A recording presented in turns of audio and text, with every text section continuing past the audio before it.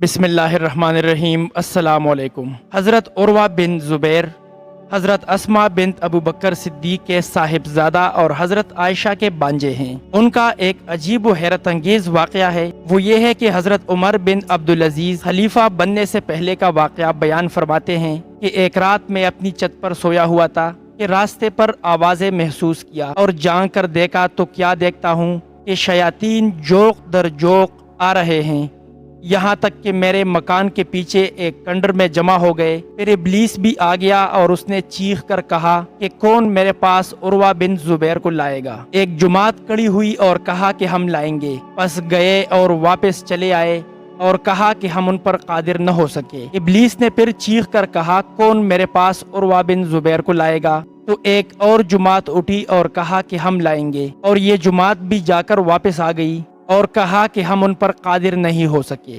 اس پر وہ بہت زور سے چیخا حتیٰ کہ میں سمجھا کہ زمین شک ہو گئی، اور چیخ کر کہا کہ میرے پاس کون عروہ بن زبیر کو لائے گا، تو ایک تیسری جماعت اٹھی اور کہا کہ ہم لائیں گے، اور یہ جماعت بھی جا کر بہت دیر میں واپس آ گئی اور کہا کہ ہم ان پر قادر نہیں ہو سکے۔ اس پر ابلیس غضبناک ہو کر چلا گیا اور شیاطین بھی اس کے پیچھے ہو گئے۔